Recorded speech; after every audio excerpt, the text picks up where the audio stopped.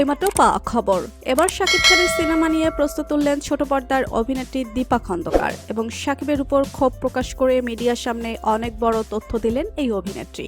তাই তো এবার দীপা খন্দকারকে নিয়ে কঠিন জবাব দিলেন শাকিব খান এবং জানালেন, আমার তো কোনো এখানে স্বার্থ নাই, আমাকে নিয়ে আলোচনা না করলেও চলবে, আমি যাকে ইচ্ছা তাকে নায়িকা করতে পারি। তাই তো বর্তমান সময়ে শাকিবের এমন কথাতে একই প্রতিক্রিয়া জানালেন দীপা খন্দকার। বিস্তারিত জানতে হলে ভিডিওতে একটি লাইক দিয়ে ভিডিওটি না টেনে দেখতে থাকুন।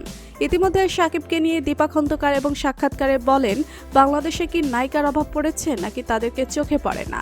বাংলাদেশের অনেক অভিনেত্রীরা ভালো অভিনয় করার সত্ত্বেও বসে আছে, তাদের হাতে কোনো কাজ নাই, কিন্তু তাদেরকে বাদ দিয়ে শাকিব খান তার নতুন সিনেমা কি একের পর এক বাইরের নায়িকা দিয়ে সিনেমাটি অভিনয় করাচ্ছে?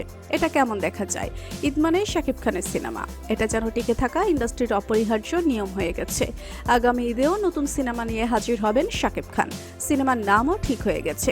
ঢাকা শহরের 90-এর দশকের আন্ডার ওয়ার্ল্ডকে কেন্দ্র করে নির্মিত এই সিনেমার কাহিনী অনেকটাই সত্য ঘটনা অবলম্বনে নির্মাতা সূত্র এমনটাই জানাচ্ছে। এই সিনেমার মাধ্যমে ছোট পর্দার জনপ্রিয় নির্মাতা আবু হায়াত মাহমুদ এবার পা রাখছেন বড় পর্দায়, কিন্তু এই সিনেমাটিতে শাকিবের বিপরীতে নায়িকা হিসেবে থাকছেন মধুমিতা সরকার। এখানে ক্ষোভ প্রকাশ করেছেন দীপা খন্দকার। তিনি বলেন, বাংলাদেশে কি নায়িকার অভাব পড়েছে নাকি শাকিবের সাথে অভিনয় করার মতন কোনো অভিনেত্রী নাই, নাকি ফিল্ম ইন্ডাস্ট্রির পরে রাগ ও ক্ষোভের কারণে বারবার এমন কাজটি করছে শাকিব খান? যদি তাই হয়ে থাকে তাহলে এমন ভুল বোঝাবুঝি শেষ হওয়া উচিত।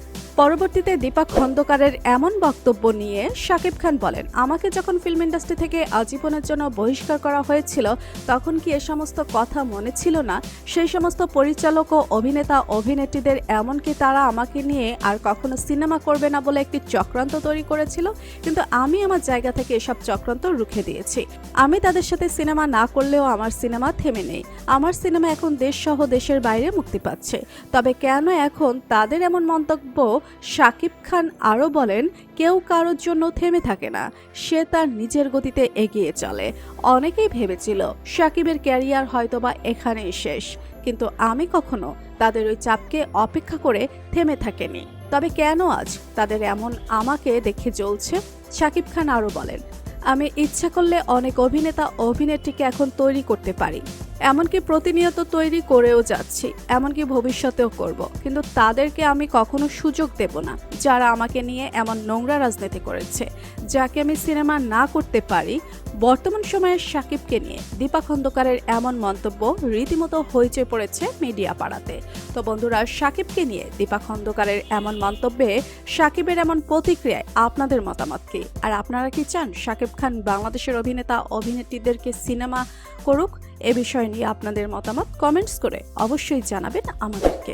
ভিডিওটি ভালো লাগলে লাইক, কমেন্ট ও শেয়ার করতে ভুলবেন না। আর আমাদের চ্যানেল ও ফেসবুক পেজটি ফলো করে আমাদের সাথেই থাকুন। ধন্যবাদ সবাইকে।